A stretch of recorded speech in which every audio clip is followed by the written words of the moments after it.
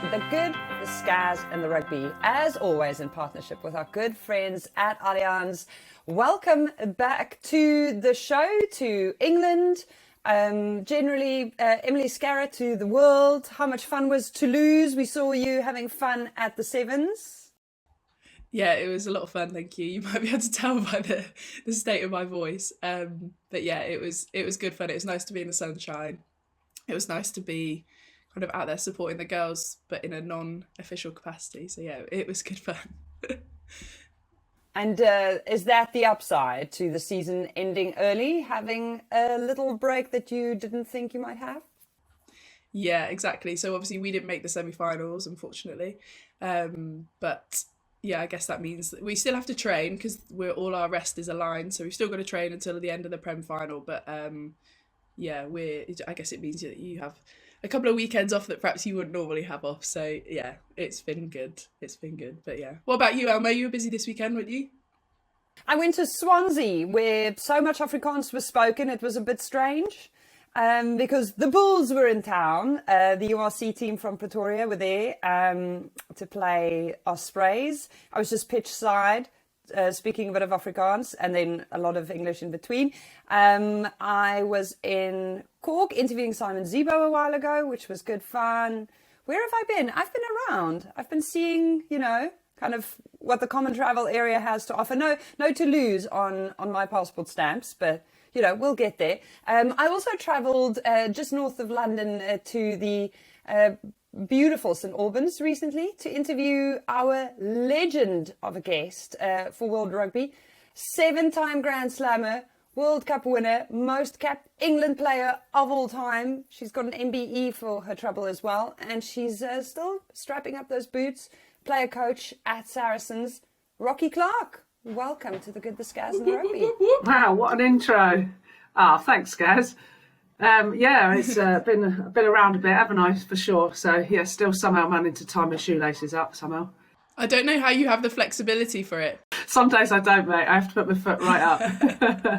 I saw you posted the Tiki Tonga video on TikTok. What was the weekend like at Saracens? Yeah, it was like pretty epic, to be fair. I would say it was probably one of our best performances of the season, so not a bad way to do it. It'd be nice to emulate it again in the next game. So we'll see how we go, but certainly preparation and everything's gone really well, and a busy weekend at Saracens. And I was also coaching my Bucks County ladies as well on Saturday. So I was in Sussex on Saturday, and then obviously Allianz semi-final on Sunday. So busy coaching weekend and commentary. Yeah, and it's 8:00 in the morning while we're recording this, and you've already done your first bit of work for the day as a PT. It's just, Rocky Clark has more energy than Emily and I put together at this stage. But if you are only listening or watching today's pod because you want to hear what we say on the topic that has been dominating what feels like women's rugby Twitter for the last 2 weeks, then let's just address the elephant in the room right now.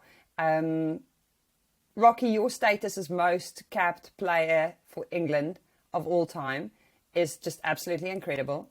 So when people miss that out of the most capped lists, like the Good, the Bad and the Rugby did last week, or they just don't include that distinction between men and women, how does that make you feel? Because you responded in quite a tongue-in-cheek fashion. How do you feel about it now? Yeah, it has been frustrating throughout the years. Quite often I get missed off of lists and stuff, and it is annoying. But I know the Good, the Bad, and the Rugby. So I thought a little tongue-in-cheek meme would be quite funny. And yeah, quite a few people have said that was in good humour. But yeah, in general, it can be quite annoying to not be involved in those lists. But also, it's just around about the language that all it needed was a men's put in there, and then nobody would have had a problem. And obviously, that's been addressed, and hopefully, people will learn from this that it is important and language is important and people do care. If you bumped into James Haskell now, what would you say to him? You're right, mate, you've caused a bit of stick, haven't you, bud? Nah, he's sent me private messages, and I know there was no intention from him to upset me at all, and my tweet was done in good spirit to the show.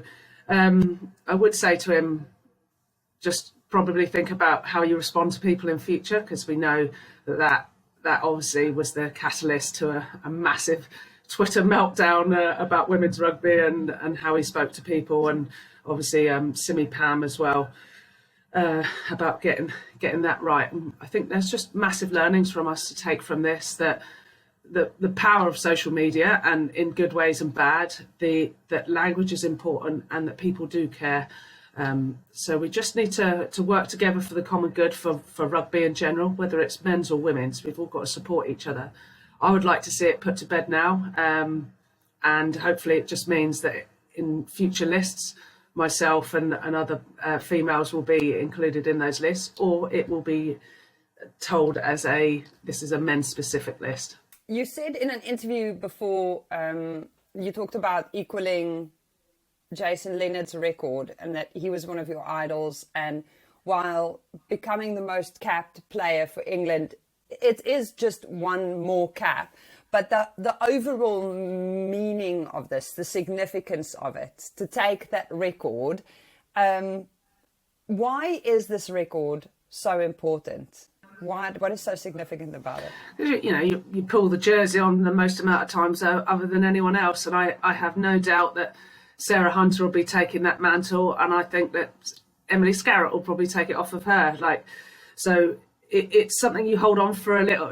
Scaz, it's like it's something you hold on to for as long as you can, until the next young pup comes up and takes it, and it's something that's never yours forever. It's something that you pass the baton on, and it's an important thing to celebrate. It's massive. I've managed somehow to roll out 137 times for England, and I'm sure all the other guys that take over the mantle will do the shirt justice and give everything back to England, and deserve the accolades for what they've achieved. I think it is a huge achievement, and it needs to be celebrated like that. I think anybody that knows Rocky and has seen everything that she's ever put in over the what feels like hundreds of years that she's been playing the game of rugby, like that that needs to be celebrated properly. And I think she's right. I think just putting a simple men's and women's in front of things just completely solves that problem. But also, I think we need to do better at creating women's lists. Like, you always see the men's lists. Why can't we have more women's lists on the other side of it, where it is Rocky Clark, Amy Garnett, etc.? Because those people and the achievements that they've worked so hard for should also be celebrated equally. Is there a bit of relief at the thought, Rocky, that this mantle will be taken off you, and that the next time something like this happens, you might not be the person dragged into all of this and have tons of people DMing you and messaging you going, Yeah, I must say, it's been pretty crazy. And as you can tell if you follow my social media, I haven't got into any of there's a lot of sides to the story, and I haven't got into any of that. That's not what I'm about. But the main piece, I think, is maybe responses to the social media bits from James and Simi and stuff. But I just think now it's about making sure we all come together for the greater good, and that's rugby. There's under no circumstance is there any way that I condone any kind of bullying or horrendous messages people have received. That's I don't think that there's any good in that at all. And we just want to make sure that we put rugby first and help each other out. And James has done well to support the women's game, and we want to get as many male players supporting our game. It's crazy because when I first saw that post, and I'm usually the person calling people out about this in my workplace all the time, so the fact that when I first saw that post, didn't notice what was wrong with it, did make me feel a bit of guilt. And when I saw the way things blew up, I kept on thinking, but I can't point fingers here because I didn't spot the mistake to start with, because I would have immediately alerted the wider team and said, guys, panic. Yeah, let's do it. there. Yeah, and it's just it's a subtle thing. It's literally just missing a word, but if you're England's most capped player, you notice. And you should. And you freaking well should. And we are really hot on it. Generally, I like on the show and as part of this team, I know that we're so good on these things. In general, we get it right almost all of the time. And we didn't this time, which is why the message has overall been, we'll keep trying. And that's absolutely fine. People get it wrong all the time. You know, I get a lot of things wrong all the time. You've just got to be big enough to own up to it and be like, oh, my mistake. I'll change it. And you know, that's what happened. But we just need to maybe do that a little bit quicker. So we've established that no one will be told to have a day off. I'd love one, but you know. Yeah. Too many quick responses out of frustration, all of which has been aired on a variety of different platforms. I'd like to talk about the bigger thing here, holistically. How do we move on from this? And should we cancel people's allyship based on one mistake? Because as a South African, when I grew up, I grew up in this insanely racist environment. And I've said this on many different platforms before. As a white Afrikaans South African of my generation, the best I can ever claim to be is a recovering racist. And is there a space here where we can just give people the grace to say, listen, at best, I'm a recovering, I don't know, a chauvinist. And I am going to catch myself, having these biases, and prejudice might rear its head at some point. But I'm going to just stay in the room and be open to having these uncomfortable conversations and keep growing. How do we rehabilitate if I'm the person who makes the mistake? Is there space for me to come back? Yeah, everybody can always come back from something. I think it's actions speak louder than words, and people need to understand and grow from the situation that's happened and how it massively escalated. But it's about, actually, if you're going to have an opinion on something, maybe be educated about it and maybe give something the time of day. And you know, people are entitled to their own opinions, they absolutely are, but make sure you know both sides of the story, and that you know the women's game to make those opinions based on it. And you know, we want to grow our audience, and you saw when Scaz got 100th cap just how many people were at the game and viewing figures. It's absolutely busted out of the room at the moment, which is fab, and we need to keep that momentum. We've got the World Cup this year, and I think, you know, if we get as many people watching the game, we can certainly change a few people's opinions, and those that are sitting on the fence about women's rugby, actually just watch the game. It's really bloody good. Your social media game is one way of upping the growth of rugby and just kind of the reach, and trying to find new people and bring them in and make it accessible and relatable. Regardless of the fact that it feels like you've been in the sport forever. You are coaching young women who I met in person, and I felt so inspired by the energy that they brought to the training that I was that you led, and the fact that they say they love that their coach is on TikTok. They love that. Like, they're not embarrassed. It's not like this, oh, someone's mom is also on Instagram. They're saying they love that TikTok Rocky is Coach Rocky, and that you are exactly the same person across the board. I just look at your presence on social media and go, how does she have the time? Can you just talk to us about how much energy you have and how you just keep on learning and adapting and growing? Because the lateral thought that I'm seeing in action on TikTok is brilliant. Yeah, I don't know how, but these wacky and wonderful ideas come to me, and I just, you know, try and get it recorded and do some fun stuff. Probably fueled by a hell of a lot of coffee. So if you follow my social media, you'll know I love coffee. But I guess you've just, you know, even though I'm a bit of an old fart, you still want to keep evolving and growing. And being able to stay with the times, and that's probably something I've done throughout my rugby career. I've tried to be present, even when I was sort of 37 and still playing for England.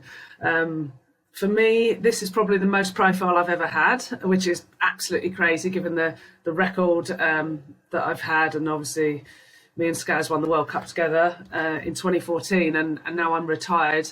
I'm getting a lot more work and commentary and coaching and all these various things. But I think it's because I keep myself active on social media as well. Have you made like quite a conscious effort? Is that something that you consciously thought about, or let's try and be better, not be better, but up my game in this format, XYZ?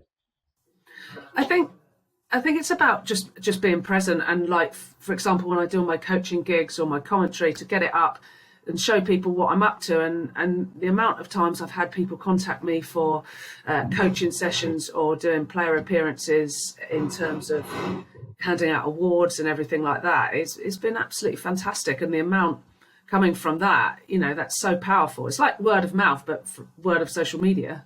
But it does take energy, and it does take focus, and you have to actually prioritize it. Which is what I think a lot of people, once they retire, just go, well, I'm not gonna bother with all of this anymore. I mean, no one cares about me. I'm not playing anymore.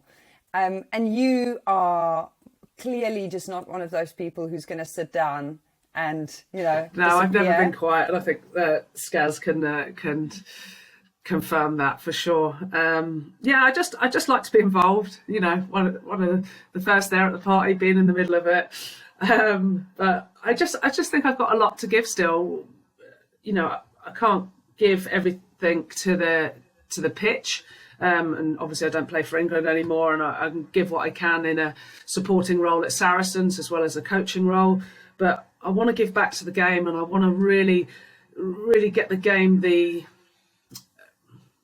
support that it deserves, and I want to show that there are different sides to the game as well, and to be a role model and inspire those youngsters, inspire the oldies. Like, I'm still pulling my boots on at my ripe old age, and I've had messages of support where people have took up the game in their 40s, which is amazing, as well as receiving, at the weekend I got a lovely picture of both my dogs from little young girl called Camilla who'd drawn pictures of that, and to still get some fan stuff is pretty cool. And I just want to help the future. What doesn't matter what age, sex, anything. I just want to help it grow the game. And you're incredibly authentic in your social media as well, which I think is so important. You're not trying to be somebody else for whatever reason it could possibly be. Obviously, in that World Rugby bit you did, you spoke about being unfiltered and stuff, and I think it's so important for our game, because our game is unfiltered. It is filled with so many characters, and people look in so many different ways and all that sort of stuff. And I think that's really important to show that as well, because social media so often is all about the best filter and the best lighting and the best this, that and the other, and actually that's not real life. So I love the fact that, as ever, Rocky, you are just real life. Yeah, and like I say, what you see is what you get, and probably the only thing I do maybe is hold my camera slightly different so I don't have a double chin, but that's about it. You're lucky if I brush my hair. That's brilliant. I love the dogs as well. I'm almost as much there for the dogs as I am for you. No offense. Fair enough.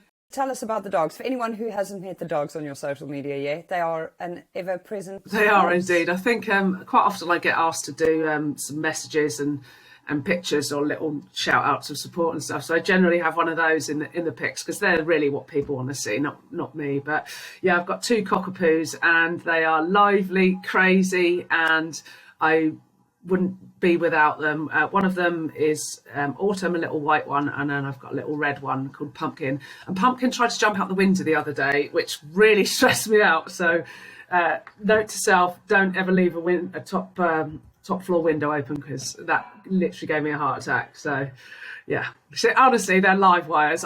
And she's the same one that jumped in the river twice, where I had to jump in the river after her. So she's crazy.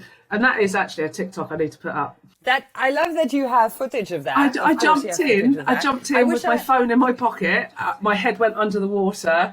I got my leg stuck, managed to come out, grabbed her, kind of shot putted her back on the side. But as I got out, I was like, no, my phone was in my pocket. And I was like, oh, I'd try it. So I took a picture of me like a drowned rat, and it worked. So I was like, okay, cool.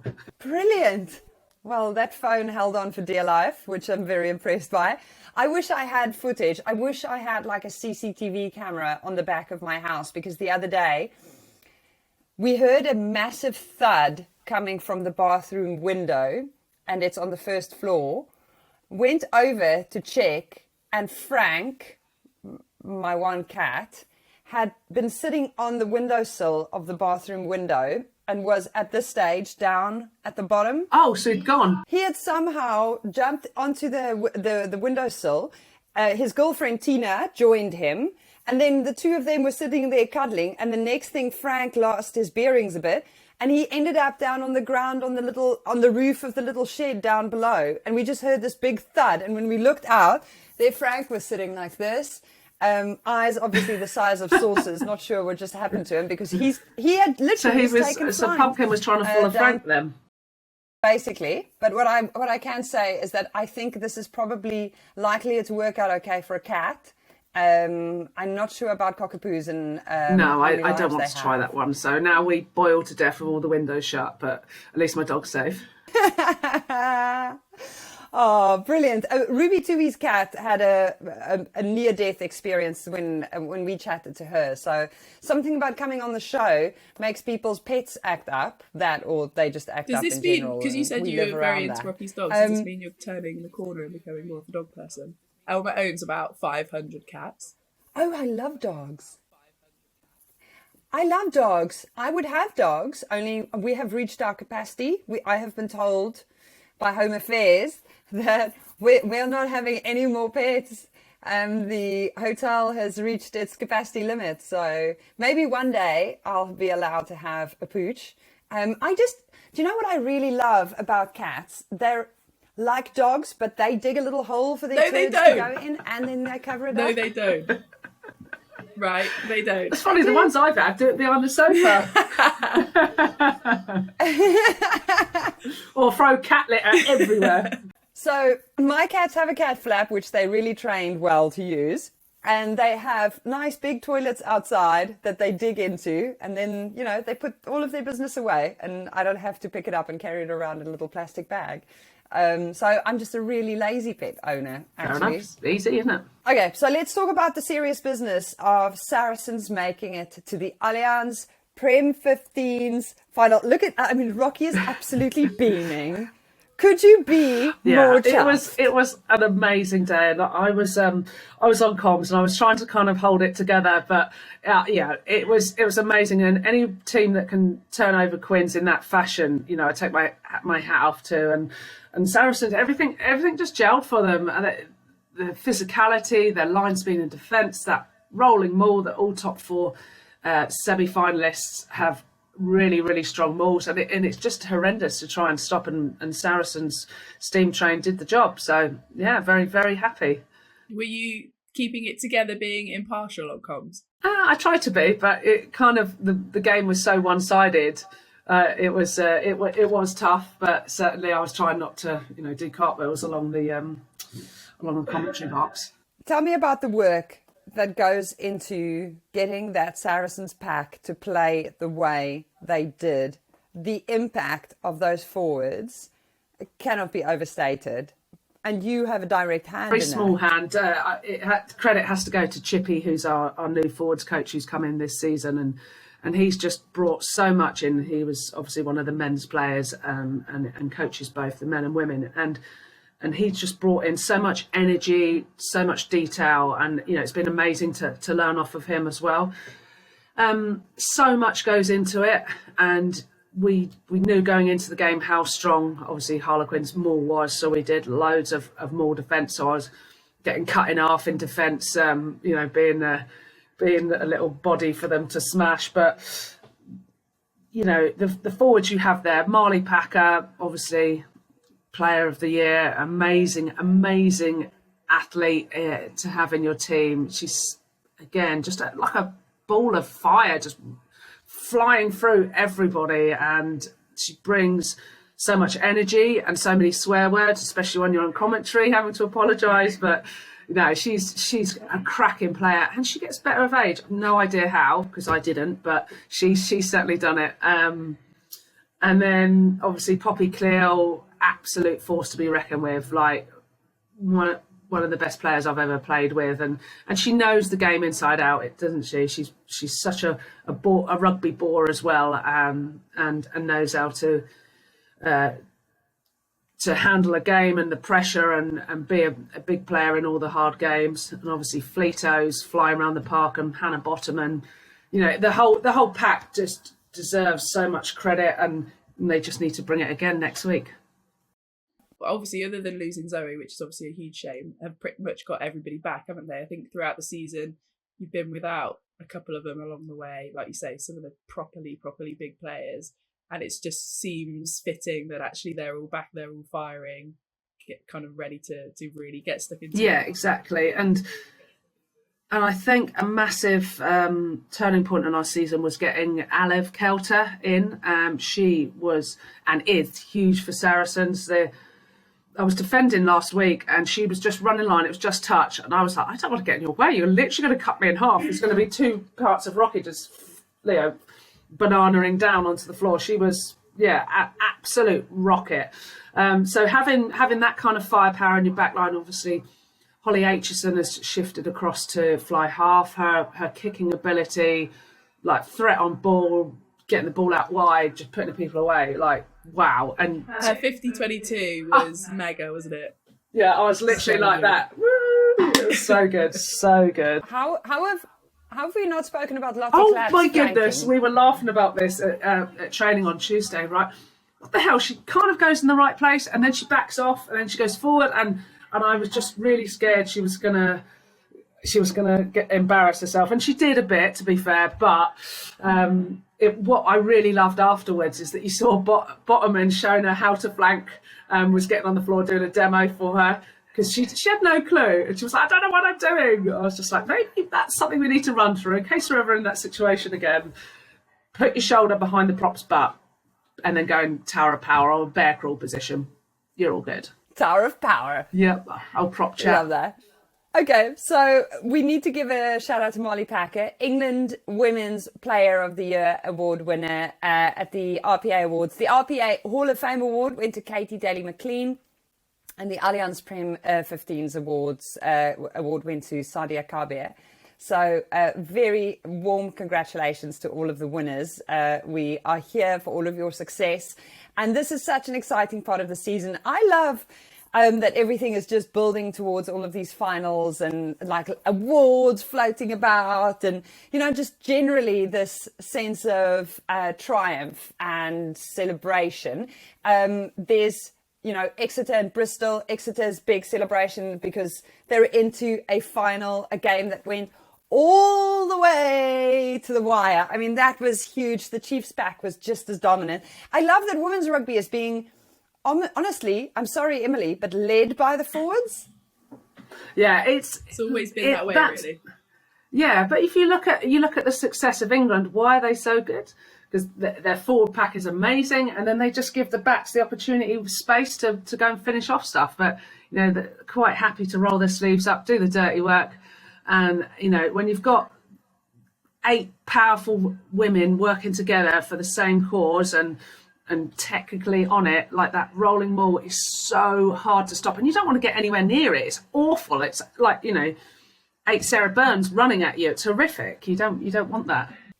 Brilliant for the Chiefs though. They've won some silverware. They're making the final. Highest table place of any team of Susie Appleby's over the course of 5 seasons, which is great going.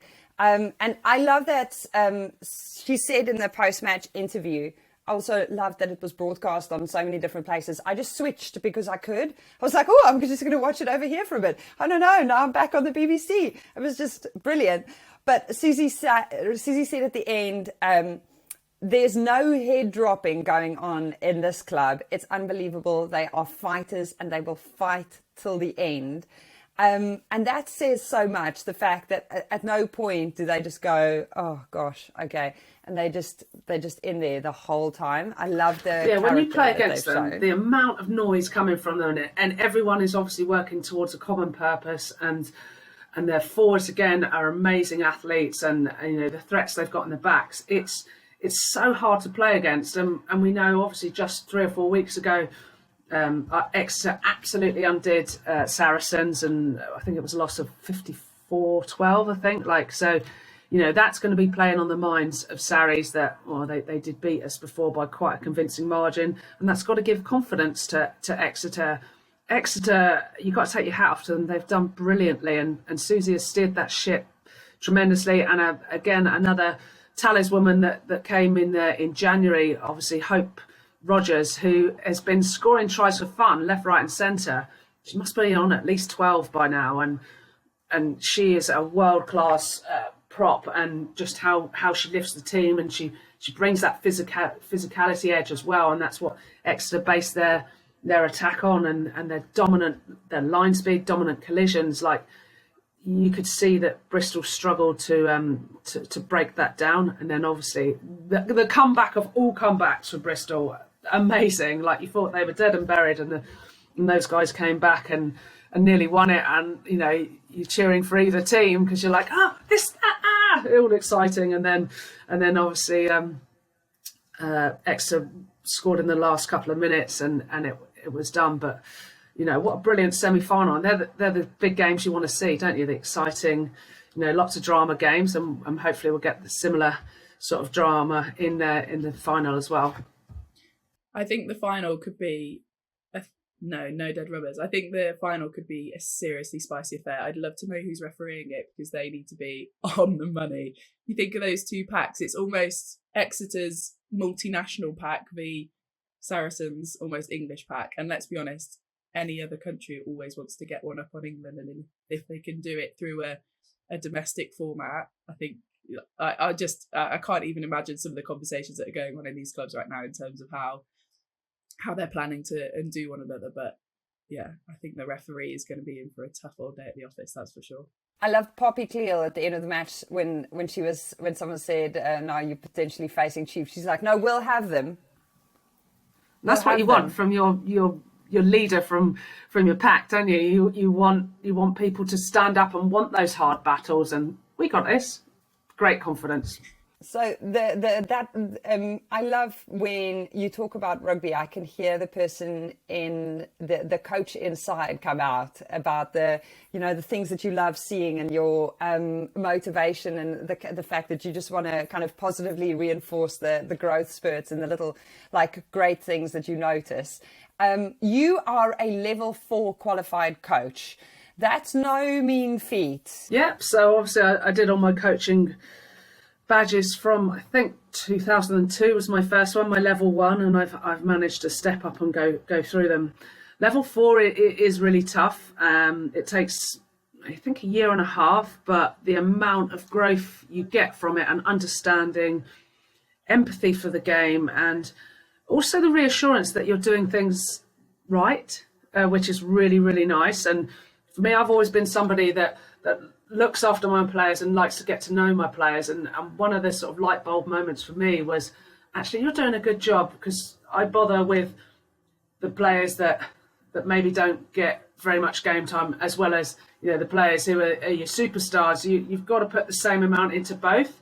And certainly I like to make sure that I know what's going on in their life off the pitch as well, because, you know, somebody might lose a little bit of form, and to have some understanding what's going on in their life, it might be that they're having a hard time, relationships or job or family or something, and to know that and to help reassure them and give them the best platform for them to grow, and maybe try and leave stuff at the side of the pitch, and right, let's see the best version of you. Go and express yourself. Show me what you got. Let's try this. Give them a few little goals, and that tends to really, really work. And I was really pleased that those things were shown on the level 4, and knowing how much psychological help is needed during coaching as well is vital to get the best out of the player. Do you have a coaching aspiration? Because obviously, like, a lot of us can see this coming full circle, and you getting back round and coaching the national side. But do you want to do that? Because a lot of what you're speaking about is around potentially that kind of younger, more impressionable age. The impact that you can have on them sometimes is far greater. I just wondered what your thoughts are on that. Yeah, to be honest, I get the buzz out of coaching whoever I have in front of me. I used to coach a men's side for a long time, and they were sort of from level 9 down to level 7, and the buzz I had from making a 53-year-old scrum half be able to pass off with both hands and still be an absolute threat compared to the 17-year-old that was sort of 7 stone, dripping wet, and being able to get them to absolutely thrive and utilise them in the best capacity. So we used to have these massive guys able to throw up this. He wasn't 7 stone, I don't know, 11, but they were able to throw him up as a single man lift, utilise him to the strength. We've got a 6'5" guy able to lift this, I don't know, 5'10" guy. Actually, let's do that. Let's not try and lift the 6'5" guy with people with a half lift. Let's get this kid flying, and to give people their worth is massive for me. Whether I coach an under-18 side or the national side, or I'm head of a premiership team, I'll take on whoever I get the opportunity to, and I'd love to coach, obviously, on the international stage or the highest level I can. I guess it's like my playing. I wanted to be the best player I could be, and now I want to be the best coach I can be. So whatever level, I'm happy coaching whoever, but hopefully push myself to the highest level. And I cannot wait to see it. I'm so excited that we're going to have a front row seat to seeing your coaching career unfold. Because if you keep on coaching, as long as you kept on playing, you're still going to be coaching many decades from now. And can you imagine how much you would have learned and how many people's lives you would have touched by then? So I'm really excited for this phase of the Rocky Clark story. I just need, and I feel like I can predict what you're going to say now, you to give us a prediction for the final. That's so hard. Because it genuinely, and I know it's really boring to sit on the fence, it genuinely could go. Don't do it. Obviously, I'm going to nudge towards Saracens, but there's so many different factors to take into account. There's who gets into the game earliest. Obviously, Sarries have got experience of it, but Exeter beat Sarries 4 weeks ago. Obviously, I'm going to have to back Saracens, but I think it'll be a really close margin, and probably one of the games of the season. Yeah, I agree. I think it will be really tight. I just think Saracens will have the edge just from their mentality. Some of the players that they have, that kind of the winning mentality that they seem to have. And I also think just from a game management point of view, I think they'll just have the edge. I think how they play the game, where they play the game, potentially will make life a bit easier for them. But I'm also predicted some yellow cards, so things like that can change games. You never know. And Exeter Chiefs have nothing to lose going into this game because they've got 2 massive legends of the game picking the other team. And so that takes all of the pressure off the Chiefs. Well, thank you very much, Rocky, for joining us. It's been an honour to have you on the show. And every time I speak to you, I feel energized and like there should be. Can we cover the plastic bag story? I know I'm the one that needs to rush off. But we have to cover the plastic bag story because when I read that on your tweet, Elma, I was like, yeah, of course. Why wouldn't she? She's been doing that for 15 years or 20 years. Why wouldn't she bring a plastic bag with all her stuff in it? Rocky Clark rocks up to an interview with World Rugby. We have so much luggage, it looks like I'm moving house again. And Rocky's things are in a plastic grocery carrier. And she puts it under the tree. And I can see one of my cameramen kind of looking over it. It's like, did she just come here from the shop? And she's like, oh, guys, sorry, those are my things. I just carry everything around in a grocery packet. It's fine. Don't worry about it. Have you got a... I tell you, someone has brought me a boot bag and they've got Tesco's printed on the side of it. It's absolutely brilliant. So that's currently what I've got in my car. But I am fond of a carrier bag and popping the old boots in there, fit my waterproof in, a little snack maybe. You know, I'm good to go. Like, it's easy. It's obviously environmentally friendly. Keep reusing it. So that's what I'm all about. Being authentic, absolutely key. Level 4 light bulb moment. There we go. Rocky for the win. I love it. I love everything about this chat. Thank you for being brave enough and coming on here. I know you don't want to be the face of, you know, this stuff that's been happening, but your voice is really important. Your stature in the sport is huge and people really pay attention. So thank you for being a leading light and for plowing back so much of your time and energy into the game. Thank you very much for having me. I've loved it. Okay, well, we'll see you at the final. We're all very amped for it. I'm just going to be there as a fan, ready to support. And I'm sure Rocky Clark and Emily Scarrett will both be on massive media duties.